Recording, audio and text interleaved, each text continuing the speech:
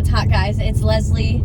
You guys have caught me this week in Dallas, Texas. I'm on my way to San Antonio for a short film premiere, but I had to stop and put someone on the spot on my way down. So this week, without further ado, I am presenting to you a dear friend of mine, Lara Days. She is a health and wellness holistic coach with a focus on intuitive eating counseling, as well as a yoga teacher and a F45 fitness instructor here in Dallas. Lara is really a whole package deal. So I'm so excited to get her in the car. I say that every week, but it's true. Every week it just gets more and more exciting. Like I said, thank you guys again just so much for watching. It means a lot to me that you are interested in who I'm picking up and what we have to share. So I should be pulling up to her house here in just a couple seconds, and we're gonna have a nice little drive around Dallas and talk about some stuff that's going on in her world. We're gonna talk about some music because her music taste shocked me when I learned, but now that I know her really well, it makes sense. So yeah, I'm super excited to introduce you guys to Lara Days. If you don't follow her on Instagram, you should. She's got loads of free content. She has group programs. She has one-on-one sessions. She does intensives. If you maybe struggle with your relationship with food, if you struggle with your relationship with your body, if you struggle with your relationship with movement, Lara is a great follow because her number one passion in this world is helping other people heal their relationship with food and themselves. So I'm gonna pull up to her house here in about 20 seconds and run inside real quick, give her a hug, and then you'll catch her here on the spot. Hey friends, I'm so stoked you've dropped by for a ride today. Each episode, you'll tag along with me, picking up my guests, talking about what's hot in their lives and on their heart. And you never know what surprises might be in my sleeve. Here's what's hot on the spot. Now, let's hit the road. What's hot? What's up? Welcome to What's Hot on the Spot. I'm so excited you're here. Me too. Great. So the first thing I need to tell you is that I have no idea where I'm driving to right now, so I'm just going to drive around. If you want to, at some point in time, be like, oh, you should turn here for whatever reason, cool, I'll do it. Let's go straight. Let's go straight. We'll drive down Swiss Ave. And avoid a wreck right here. Oh my How God. many wrecks happen in this little corner? Well, I've caught about 8 on video. 8 on video? Yeah. Great. 2 truths and a lie. Let me think about it for a second. Yeah, take a second. So I've introduced you as a holistic health and wellness coach with an emphasis on intuitive eating counseling, but ultimately you have like a big passion just for like helping anyone heal like their relationship with food or their body or all of the above. Yeah, all of the above. Body image, food freedom. Yeah. Very good. You crushed it. Cool. I would say that I did my research, but I think I just know you pretty well. So at this rate, you got a good 2 truths and a lie up there yet? Sure, we'll go for it. All right, let's hear it. All right. Number 1, I've never broken a bone. Okay. Number 2, oh, this is a 4-way stop now. I forgot. Look at them putting in stop signs. Yeah, we love that. We know it's possible. We love stop signs. Number 2, I am a 1st degree black belt in Taekwondo. Okay. Number 3, I lived in France. Oh, okay. I've never heard you talk about living overseas for any point in time, but that would not shock me if you did like a study abroad in France or something when you're in school. So I'm gonna roll with that's true. And you were just too specific about your Taekwondo belt for you to just like make that up that fast, I think. So I'm gonna say you have broken a bone. So your lie is that you've never broken a bone. Good job. Yes. I will say I've only broken really small bones, so I often get away with that one because I've broken like 2 toes. Okay. And okay. a really small bone in my foot. I've broken this wrist and this arm, and you can tell because when I put them side by side, this one's bowed. Oh, yeah. Isn't that loads of fun? Yeah, I don't like feet, so I won't make you look at my feet, but like I have 2 toes that are like definitely not the same on one foot as they are on the other foot. I would have no problem looking at your feet if we weren't in a vehicle. That's fair. You know what I'm saying? That's funny. Yeah, that's fair. That's funny. Anyways, tell me about your time in France. What were you studying? I was a voice performance major, as you know, and we have to take language classes because we have to sing in French, German, Italian. Of languages. Yes. And I was taking too many classes during the actual school year to like get all my language requirements finished. So I did a study abroad in France for a summer. So I lived in Montpellier for 2 months. That's super cool. I didn't know that about you. I was 20. This was 15 years ago. A long ass time ago. I really wanted to study abroad when I was in college, but I was young and in a serious relationship and didn't know any better to, just do what was best for me at the time. That's fair. But I would still like to live overseas at some point in time. I actually had a tarot reader tell me one time I would move overseas in my 30s or 40s, and that everybody would tell me that it was nuts, but I needed to do it because it was what was best for me. All right. So she was like, don't forget that when you get older. And I was like, all right, I won't. Don't you worry. Cool. Well, I'm excited to see where you move. Don't you worry. Hey, thanks. You can come visit anytime. I'll go come visit, for sure. Anytime. So you had mentioned vocal performance major. I think that's another reason why we clicked so well, is because we kind of have the same background of like vocal performance and like maybe living in and sitting in the toxicity of vocal performance and then growing from it. Did your time in like studying vocal performance have any impact on your relationship with your body or your relationship with food? I'm gonna say for me personally, not really. Okay. And I say that mostly just because I've always been in a straight-sized body. Fair. But I will say that I witnessed a lot of really toxic commentary to my colleagues and other students. And so like I was not I was not the target, but I was for sure the witness. And I knew that it was like not okay. Right. Super toxic. Right. Super toxic. Yeah, like knowing that people had the best voice for the role and seeing them not be cast because they were in a larger body is like, I mean, I guess that does have an indirect impact, because if I'm getting a role over someone who I know is better than I am, like that impacts my relationship with them potentially. It impacts my belief that I actually deserve the role. So the whole thing, I mean, this is a great example of like, no one's free till we're all free. Yeah. Absolutely. So just because I wasn't the target doesn't mean I wasn't impacted. Right. Absolutely. Yeah. And I would say a little bit of that led you to the work you're in now. Oh, for sure. Right? I would say so. And I think another part of it that I actually talked to my friend Lisa about on her podcast, she does similar work, and she was an oboe player.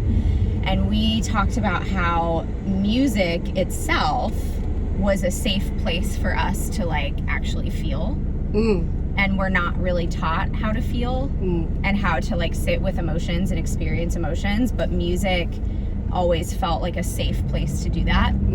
Yeah. And so I think having that experience, and also as a singer, I think it's different too, because my body is my instrument. Yeah. And so knowing the importance of taking care of it has impacted my work, I think, for sure. Yeah.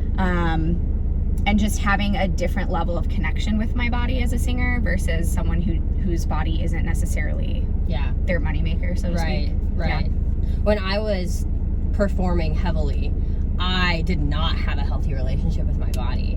I had a healthy relationship with my voice, but even that relationship in itself wasn't enough to support my whole being in the performance world. And that's one of the reasons why I backed out of it and went into speech pathology, was because I knew I was in a bigger body.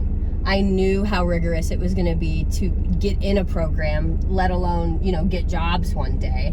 So sometimes I wish that I would have just like fought fought the good fight and done what I was passionate about at the time. Now I see why I didn't, and you know, everything happens for a reason, but I was super impacted by that. And it's something that I'm still like healing from sometimes now too, with especially with voice and performance and body in general. Yeah, and I think it's so interesting that you mentioned you had a good relationship with your voice but not your body, and like I'm just reminded how much compartmentalizing we do, as if your voice is not your body and your body's not your voice. Like they're kind of the same. They are. That's like saying I have a really good relationship with my arm but not my body. Yeah. You're right.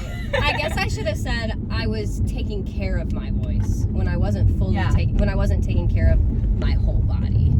I was specifically healing and working on just this portion when I was ignoring the other everything else, 100% of it, 90% of it, or whatever. Yeah. So tell me why you gravitated towards intuitive eating. You actually, correct me if I'm wrong, you were in the fitness world and working with clients before you transitioned to intuitive eating, right? Yes. Okay. Why was that? So when I started, it was a little over 4 years ago when I started my coaching business.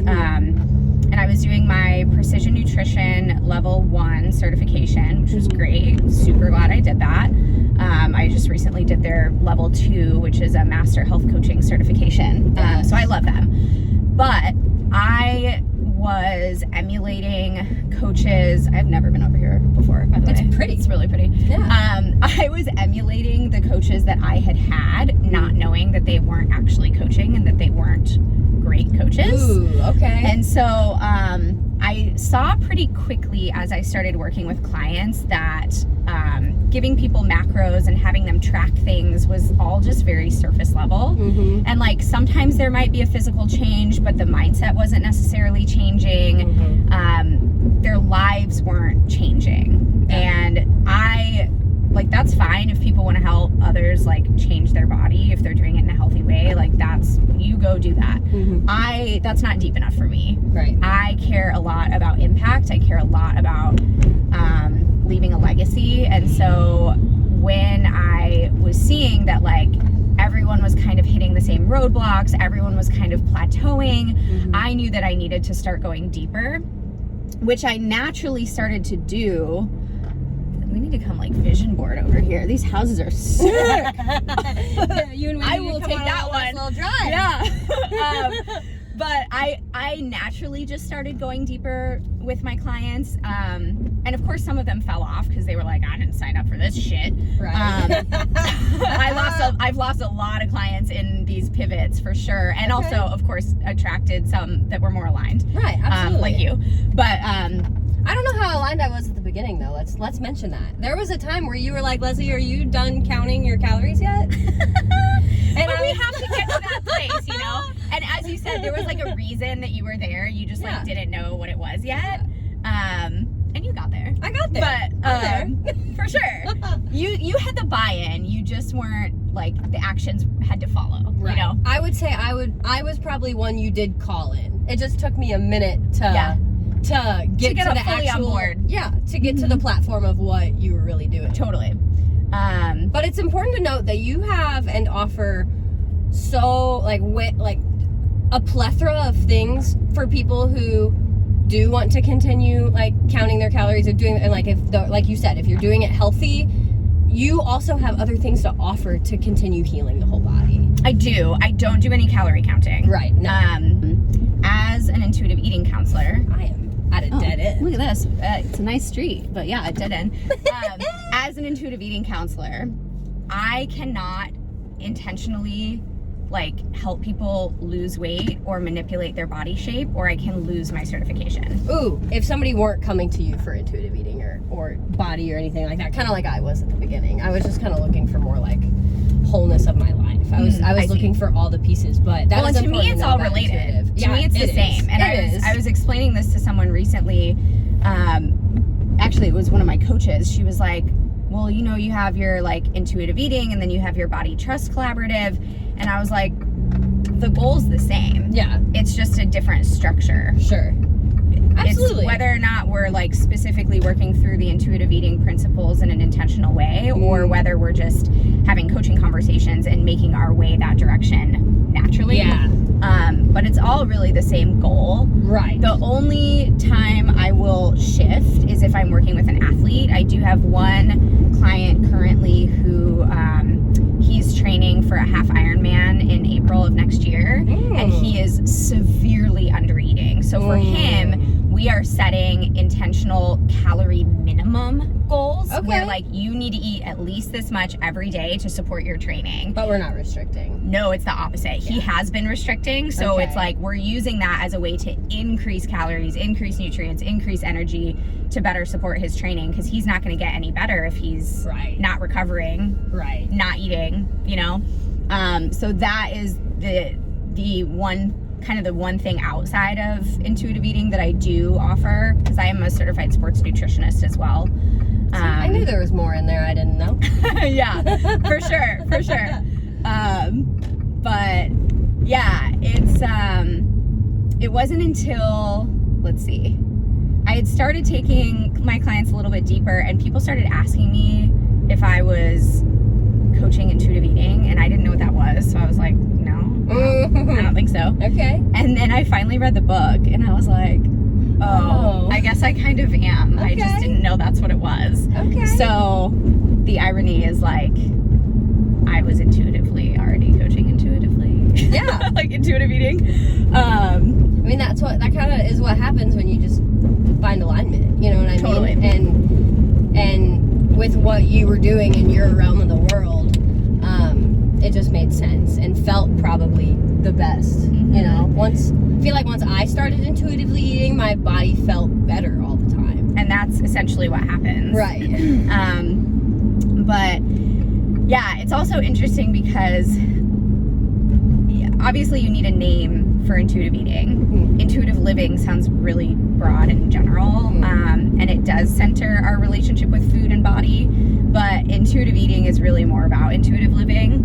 If we look at the principles, one of them is to cope with our emotions with kindness, one of them is to respect our body, one of them is to move joyfully, exercise, feel the difference. So it's not all about food, because everything relates. Yeah, absolutely. I guess that's kind of where my mind went when I was asking you earlier about, like, you know, if someone were coming to you not for food, intuitive living essentially will lead you to intuitive eating, and that's where you got the connect of. It's always the end goal, because it's all holistic. It's all whole person. It is. I will say, like, my niche is folks who struggle with their relationship with food and body. Absolutely. Because we can't help everyone, right? And so, like, I have to draw a line somewhere where, you know, I know a lot of life coaches or spiritual coaches who don't focus as much on the food and body, that I can refer out to. But yeah, to your point, we're not compartmentalizing. Back to that. Yeah, like, I had a client who we're actually just wrapping up our 3 years of coaching this month. Yeah, she's been with me for a really long time, but there was like a whole span of months where she was looking for a new job and having to move across the country. And, like, we're not talking about nutrition, we're not talking about movement, we're talking about regulating your nervous system, changing your mindset around finding a good job, setting non-negotiables for your job, setting boundaries. Like, all of that relates to our health. And so when I use the word holistic, that's what I mean. It's like, we're looking at the whole person, we're looking at their whole life experience, because there's no way that you can have an emotional experience that doesn't impact you physically. There's no way that our relationships are not impacting us physically. Everything is impacting everything, because we're only one person, we live in one body. You know. I mean, I guess that's kind of where I sat with you for a while, was because I wasn't coming to you with concerns for food or my relationship with food. I was overworked, I was overstressed, I wasn't in touch with my emotions, I was disassociated from my body. And through our work in that, now I'm also intuitively eating. For sure. You know?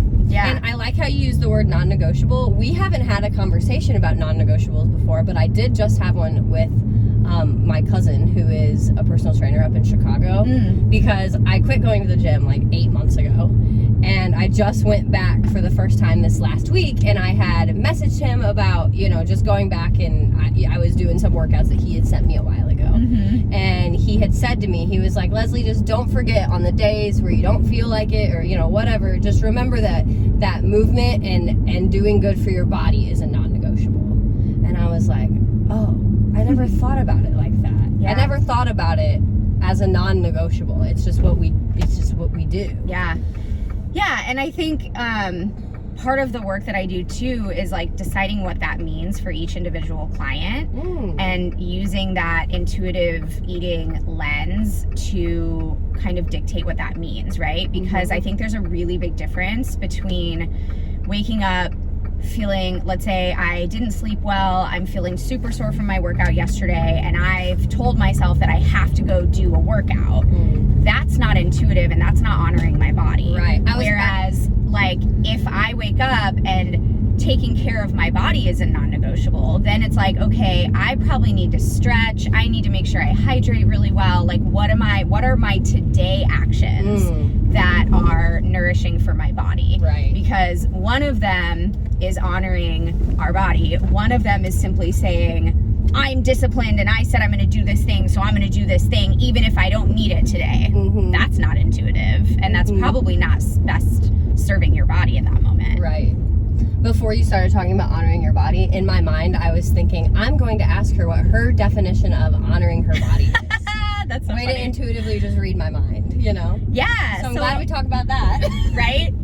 Well, because it's so important. I think I appreciate the intent behind this like fitness industry messaging that's like, stay committed to yourself and be disciplined and have willpower, because I think building grit and resilience is important.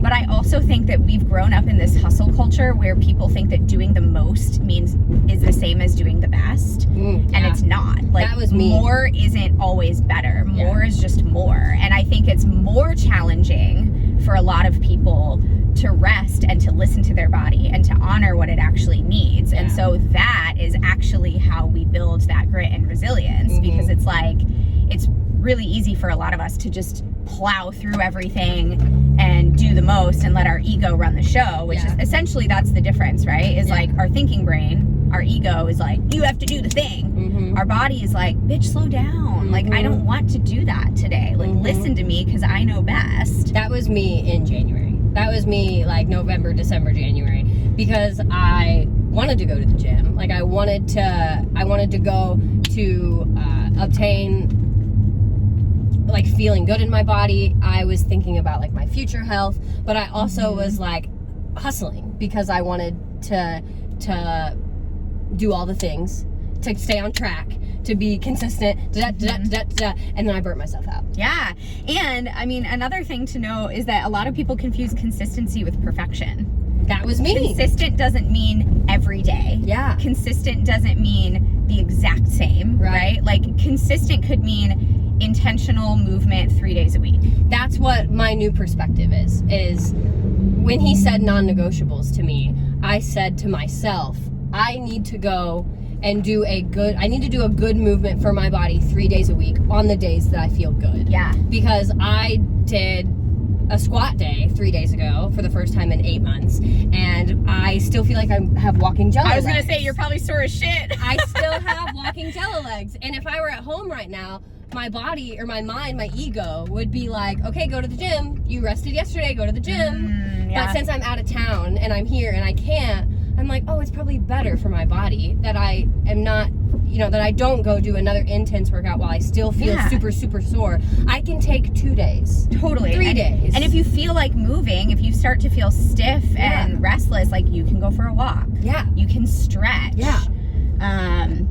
I don't know where you're staying, but like, maybe there's a pool and you swim a little. You know what I mean? Like, you don't have to go do an intense, hey, Fletcher. Sorry. What's up, Fletcher? You don't have to do an intense workout, Yeah, absolutely.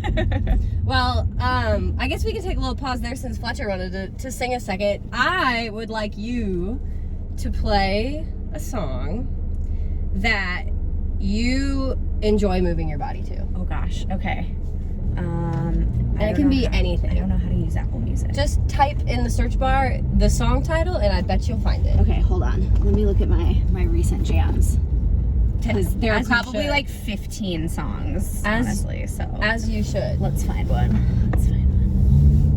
Yeah, so also, like, while I'm, you know, going with this new perspective of, like, moving 3 times a day is plenty while I create routine and create habits and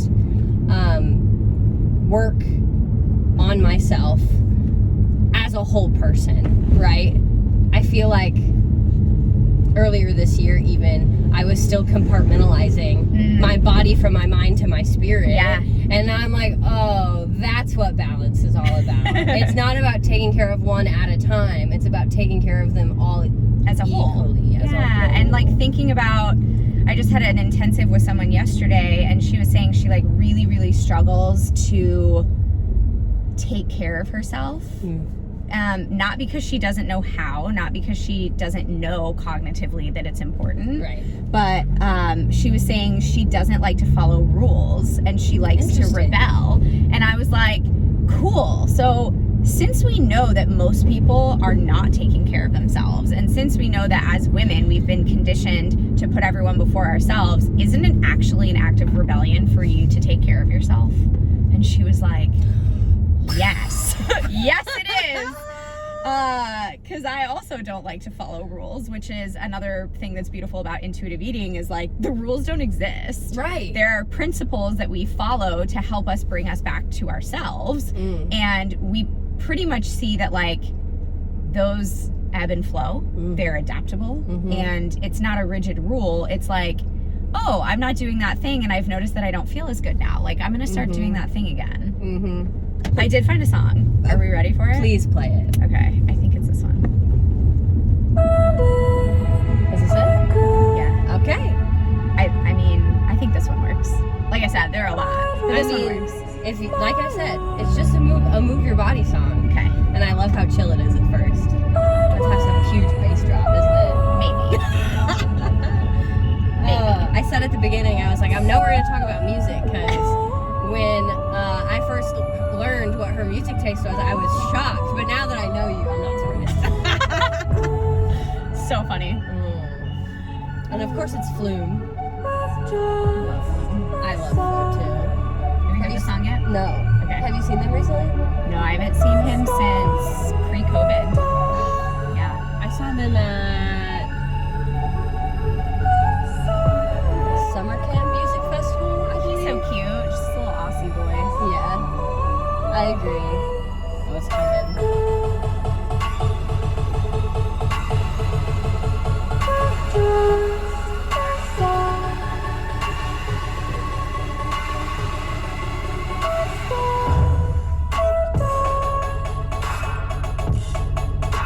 I like how it doesn't like super slap you in the face at the beginning. It's like a nice chill. It's nice and lubed. Yeah. Lubed up. Absolutely. Absolutely. Not going in dry. No, absolutely not. I feel like this is a great song to like prep good movement. You can really get a good stretch throughout the beginning. Yeah. And then I can only imagine how the end's gonna be. I'm doing a Flume versus Millennium power flow in Of course a you couple are. days. Of course you are. Yeah. I really wish that those could be live streamed. I know. Maybe someday. Man. You're like, more goals. It's a heated studio. I wonder if that messes with the like tech stuff. Like if the camera gets fogged up. You know what I mean? Yeah, maybe. Interesting. Heated studios. Yeah. I would just assume to create more sweat, I guess. Is that what?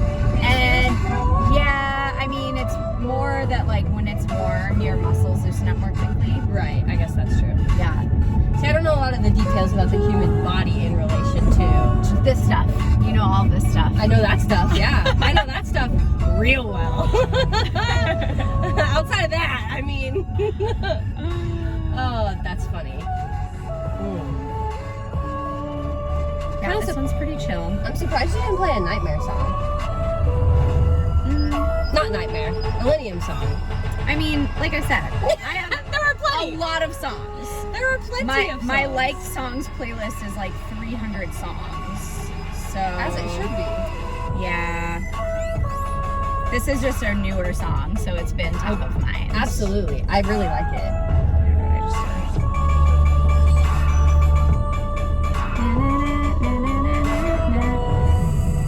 More Kismet's got some bangers. Yeah? You didn't go see them, did you?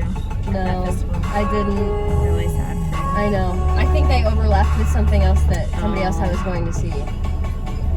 Word. That was Bonnaroo. Bonnaroo was a great experience. Have you ever been to something like Bonnaroo? Yeah, You've been to Bonnaroo? Oh, that's right. I've been to like You've got the 7, deck. 8 music festivals, yeah. I forgot we talked about the deck. This is. You got a card deck from Bonnaroo. Oh, those playing cards. yes. They're just Playing playing cards. I still wish a card deck. it technically, yeah, it is. It's totally a card deck. I love it. Fun fact about me is that I collected playing cards No shit. when I was a kid, starting at like age, I don't know, probably like 8 or 9. I started collecting decks of cards, and at one point in time I had like 217 decks of playing cards Where did they live? in a bag. I also realized the other day that as a child, when most of the people my age were like playing games or watching shows or whatever, I was either outside or listening to music for a lot of it. That's fair. Yeah, and people ask me all the time, do you know this movie? Do you know that movie? Do you know this movie? And I'm like, nope. We don't really watch movies either. I was like, I cannot tell you a single phrase out of that movie. Sorry. The only movie I can really quote, I think, is like Mean Girls. And maybe I Love You Man. Okay. You haven't seen those? I've seen Mean Girls. Okay. I have not seen I Love You Man. I Love You Man's funny. Is it? Who's in it? Step Brothers is good too. Step Brothers is good. Who's in I Love You Man? Hold on. I don't know actor names. That's okay. That's another thing Feel about free me. to look it up. Yeah, I'm gonna look that up. Paul Rudd Oh. and Jason Segel and Yeah. Rashida Jones. I've seen that movie. Yeah, it's I know good. what you're talking I like about. that one. As soon as you said Rashida Jones, I was like, oh, right. And I do know her name because I met her. So You've met Rashida Jones? Yeah. So fun fact about Lara. When I was in grad school, I was a lead for the Obama volunteers. Okay. And so I phone banked with Justin Long. Okay. And I introduced Rashida Jones and Adam Scott. Oh, wow. Got a picture with them. That's super cool. I Did you shook watch Parks Obama's and... hand. Did you watch Parks and Rec? No, I don't watch TV. Okay. I mean, I knew who they were. Yeah. See, I watch TV. I watch TV shows through college, like on Netflix or something I didn't like have that. a TV in college. Well, yeah, I probably shouldn't have, but LOL. that's okay. We all live and we learn. And you shook Obama's hand? Yeah, How was that experience? and I gave Michelle a hug. She's great. I'm so jealous. I mean, I think I'm more jealous that you hugged her than shook his hand. Did he have a nice handshake? Yeah. Okay, I'm not surprised by Soft that. hands. Soft hands. Yeah. Probably moisturizes a lot. Probably. Probably takes care of his skin. You know, Yeah. The importance. Totally. Michelle's very tall. I bet she is. Yeah, she's very tall. I mean, we're considered. Aren't we considered short? I'm 5'5", which is average. Okay, so I'm 5'4", so I'm gonna take that as average. Cool. Okay, so I know that your favorite like musical genre is like EDM and like dubstep. If you had to turn on what'd you say? I don't really have a favorite genre. Well, that's what I was about to say. If you're gonna gravitate towards another type of genre, where would you go next? So the genre is dictated by what I'm doing. I love that. So like if I'm working out, it's basically only like hardcore bass, whether that's hip hop, whether that's emo, whether that's dubstep or trap. It's like heavy, dirty music. I love that. If I am working, way different. We've got like Equanimous and Sigur Rós and like ethereal stuff because I will get distracted by music. I can't actually even listen to most classical music while I work because I analyze the chord progressions. You're great. So, and anything with lyrics, I'll start listening to it. Sigaros works because it's a made-up language. Okay. Yeah, they sing in Hopelandic, which is a language they made up just for their music. That's cool. Yeah. I didn't know that. Yep. So, yeah. And then if you went through like my liked songs, it's all over the place. Yeah. All right. Yeah. You don't have favorite anything genre. with music? You have favorite artist? I probably have like a top 10. Top 10? I feel Like, that. It's really hard. maybe I could narrow it down to a top 5. I would probably say like Purity Ring, Millennium, Sia. I saw her. Same. I cried. You cried? She is one of the only people I've ever seen live that sounds insanely like somehow better live than in the studio. It was insane. I was not expecting to cry. I started crying the second she started singing. Yeah.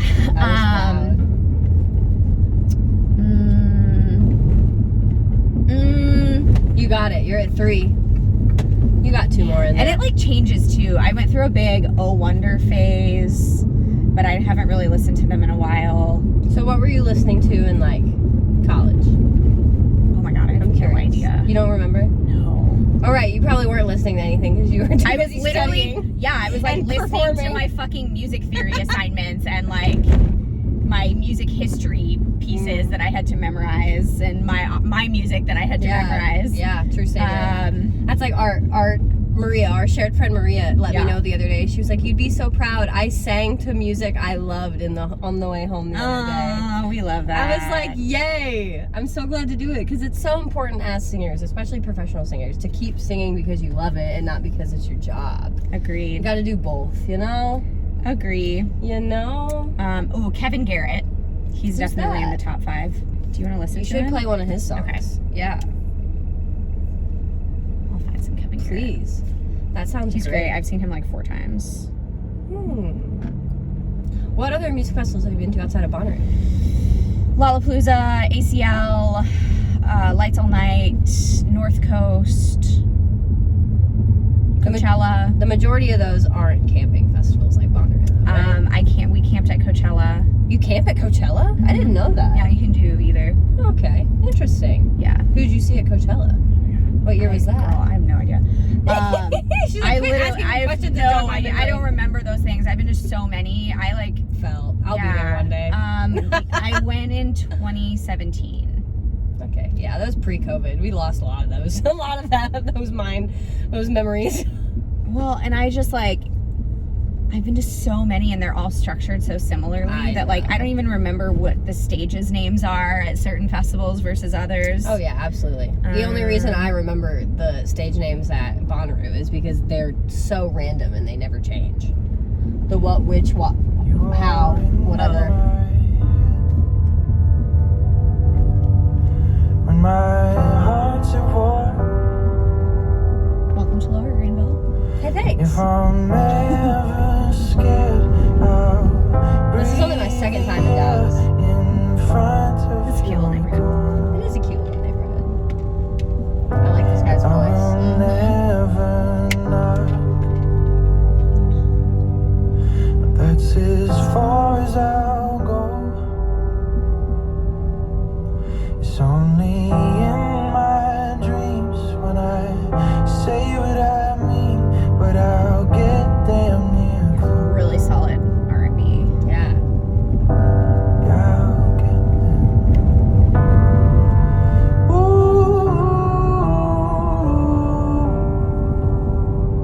Ooh. He plays piano and guitar.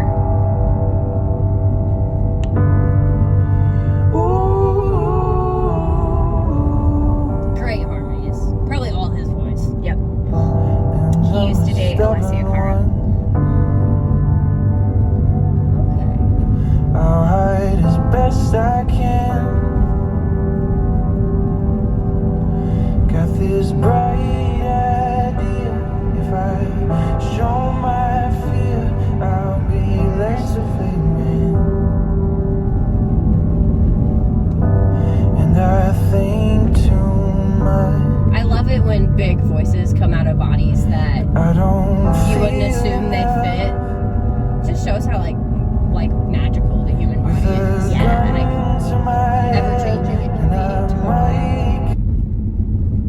What on earth? That's okay. Toll-free call. Would you like for me to ignore that? Spam call. Spam call. Yeah, ignore that. I should have done something with that sucker. That's alright. This episode's gonna be I guess we can call it bumpy. Hopefully, sorry if you guys are getting motion sickness watching the bumpiness of the car on the Dallas City roads. I suck. Hey, so I mean, at least it sounds like Dallas roads in general suck.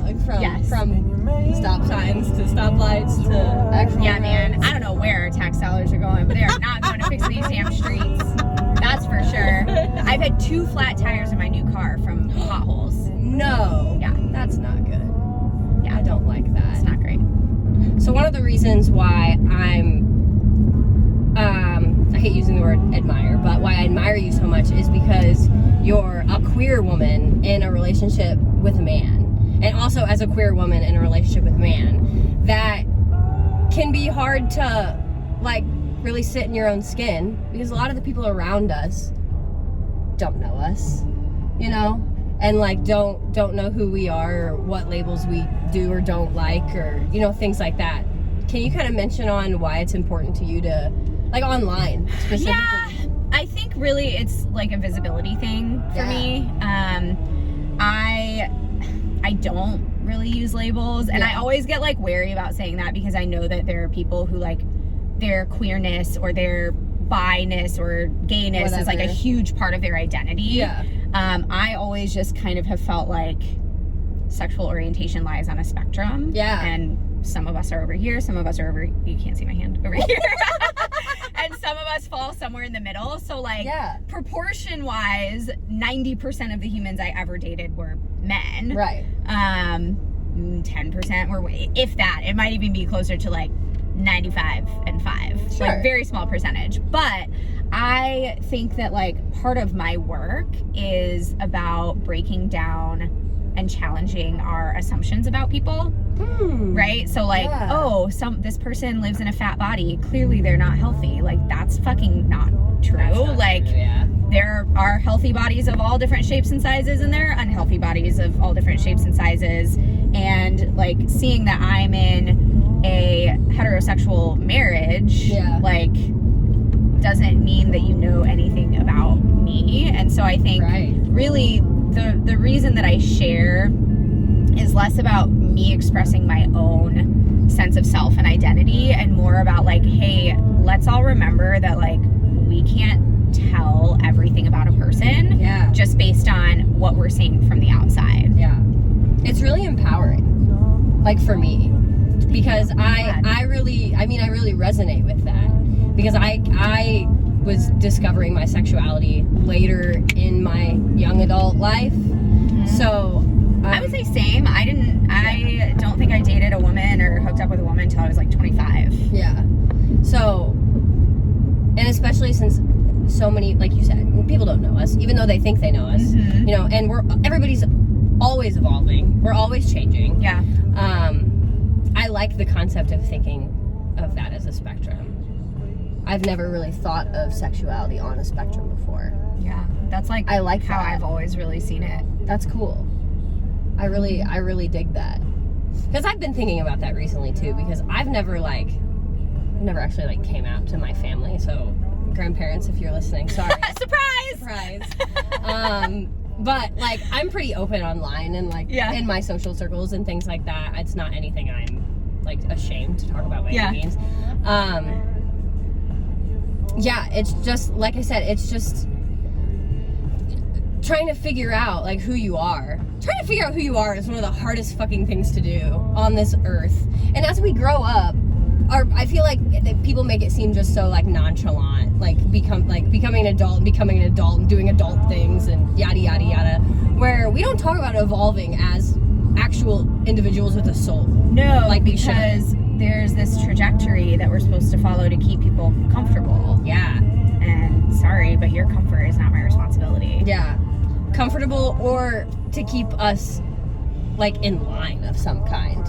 You know? Yeah, we got to keep the status quo. Not in our own line. Keep people in their place. Yeah. Good luck trying to keep me in my place. Yeah. I know my place. You just don't know my place. Amen to that. The surprise is going to be when you find out my place. What an Aquarius thing of you to say. Where are we in relation to your house?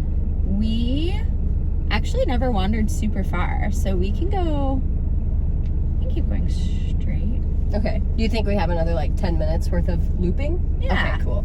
We're probably about 10 minutes away. Okay, cool. Now I really need to think about what I want to ask you else next. you want to make sure we talk about? Yeah, because earlier when we were talking, you kept reading my mind. And now, oh my gosh, dang it. Oh. I think that's the vibe right now. That intensive that I had yesterday, I was like, ooh, I need to put a pin in this because I want to ask her about this. And then she like started talking about it. This happened like 3 times. Intuitive. I was like, okay. It's just the mind reading. Well, check. Got that. Let's bounce back to like our relationships with our body and like movement and work. So I know tons of people in my social circle or in my social media who are working on themselves, but maybe not working on their whole selves. If you had, 2 or 3 little tidbits that you could put in anybody's ear who might be like doing their best but falling short because they're not looking at their whole body, what might you plug in someone's ear like that? Well, first I want to like validate the experience of not biting off more than you can chew. I've had times where a client and I are working together and then they've had like something really deep get dug up in therapy and they're like, hey, I really need to take a break from coaching and focus on this. And I think that is a valid experience. I don't necessarily feel like we have to be working on everything all the time. And along the same, like at the same time, I would say that whatever work you're doing on yourself is inevitably going to have a holistic impact.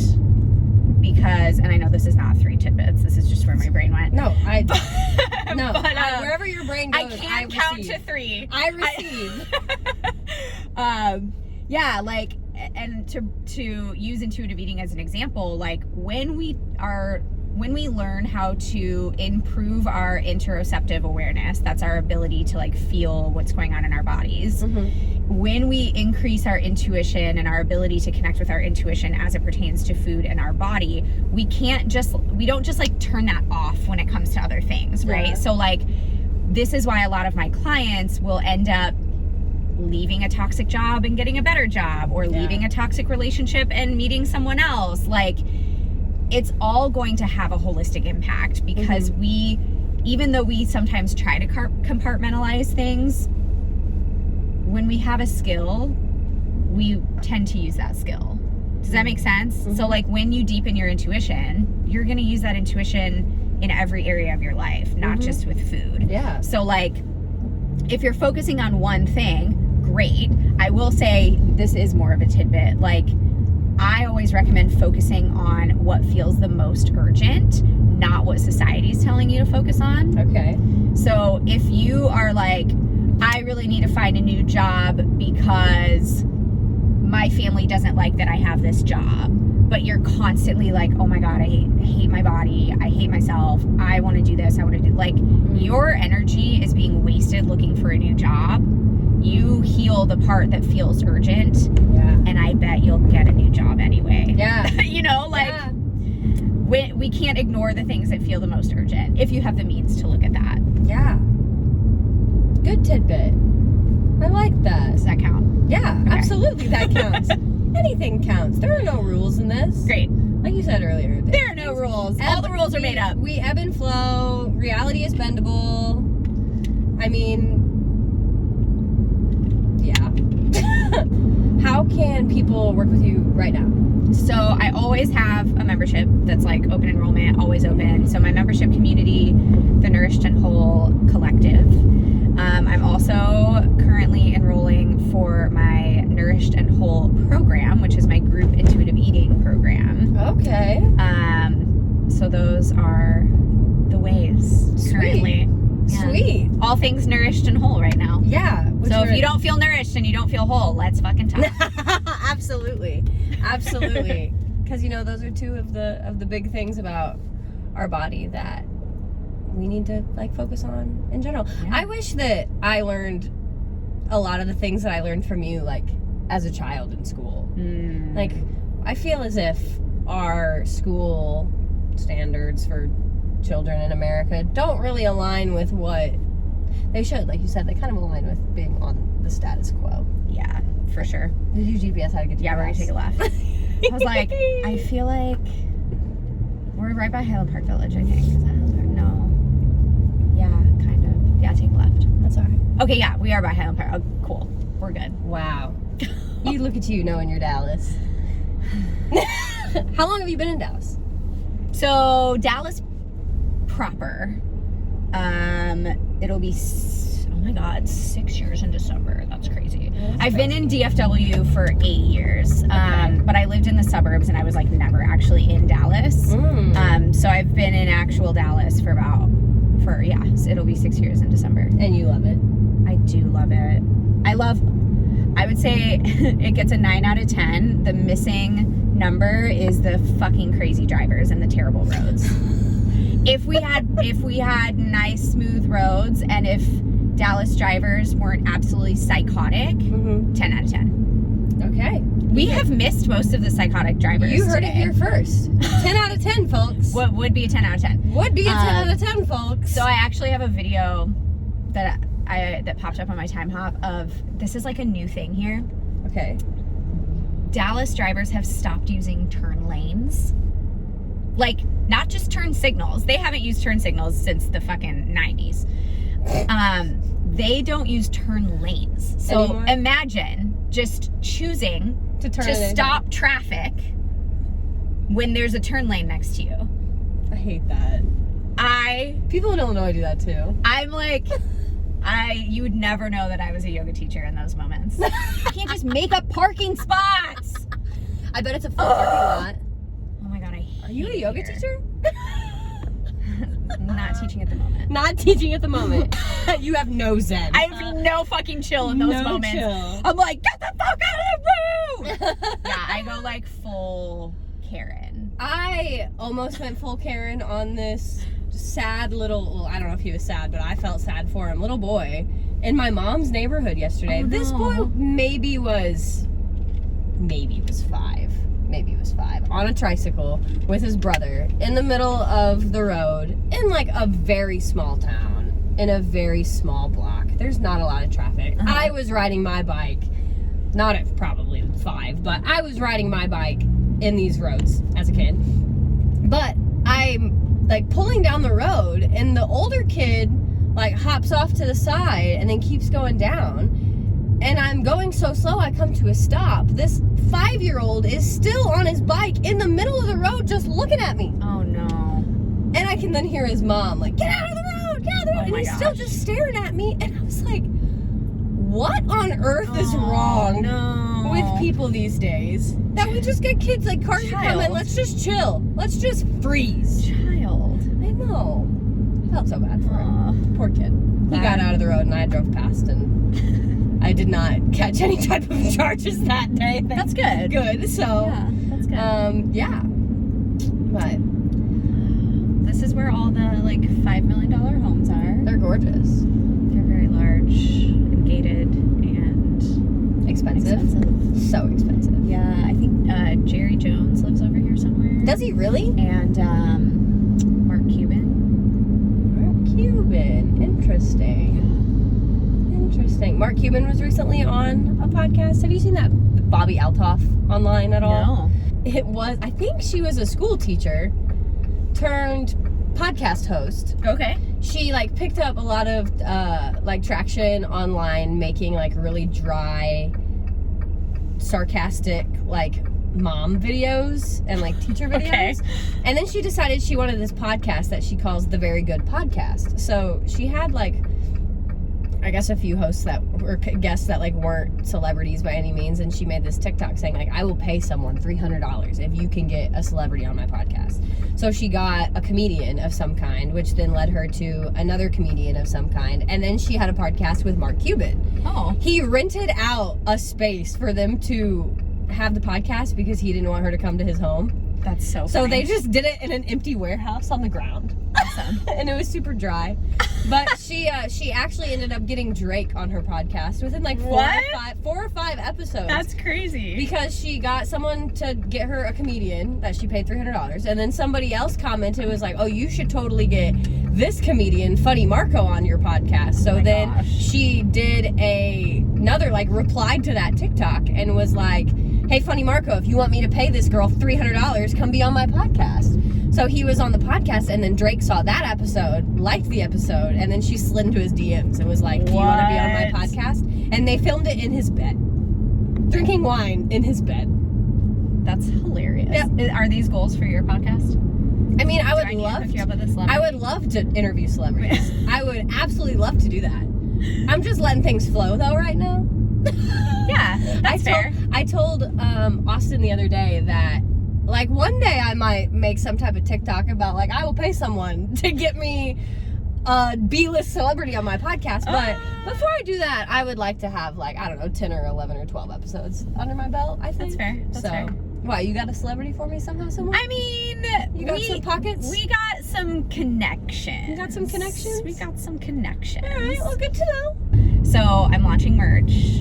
I'm launching the decks. They are available to And they're available to purchase. Yep, for sure. I'm really excited to use this belief deck that you've created. What is it filled with? So the belief deck is basically mantras, affirmations, whatever you want to call them, to reinforce connecting with your intuition and knowing that your body knows best. That's what I need. Yeah. You've been reading my mind for like 3 weeks, apparently. I got you. Thanks, friend. Thanks, friend. I was at a low there for a minute within the past like 3 or 4 weeks, and like I was at a low where I was like about to call my doctor and be like, I need something for anxiety. Like I was, and I have never struggled with anxiety or depression in my life. I'm always very aware of it, but that work anxiety is real. That's exactly where it came from. I had actually, I had said it to Shelby, and Shelby was like, oh, let's have a talk. This feels so important. And right when she said that, I was like, Leslie, you're so out of your body. I was like, you are so disassociated from your body. You're just in your head. You're just so anxious. So in that moment, I started a mantra of, I feel good, I look good, I am good. And when I would get anxious, like at work, or if I was getting over, it would just on repeat. I look good, I am good, I feel good, or whatever order it came out. Yeah. Just so I wasn't thinking about all of the other things All the that shit you couldn't control. That I can't control. Quick time out. Sorry to interrupt. That's okay. Do you need coffee? I mean, I'm always down for coffee. Cheers. Cheers. Delicious. Thanks for the suggestion. Yes. Anytime. This is what we needed. Just a little pick me up. All the coffee spots on lock. Yeah, I've only been in this car for 12 hours now. Oh my god. Thanks for picking me up. Yeah, thanks for being put on the spot. What's hot on the spot? I can't wait to get in and trim this all down. Hell yeah. Have it be cohesive. I went into this experience with zero expectations and like 0 bars because I did not want to disappoint myself in any kind of way, and I just wanted to have fun. So, are you having fun? Oh yeah, absolutely. I love it. Then you're doing it. Yeah, I am doing it. It's great. I can't wait to keep doing it. I saw this statistic the other day somewhere. I don't know if it's really true or not, but they said that most podcasts don't make it past the 4th episode, and if you can make it past 20 episodes, you have made it farther than like 70% of podcasters. Whoa. I was like, I can make it to 20 episodes. Hell yeah. I just gotta find that many people. But totally. I'm calling them in. They're coming. Yeah. I got some B-list or A-list celebrity connections coming out of you apparently, so. I don't know if I would say A-list. B-list is fine. C-list is great. Yeah. We'll figure it out. Yeah. I love it. Anyways, catch you next time. Bye.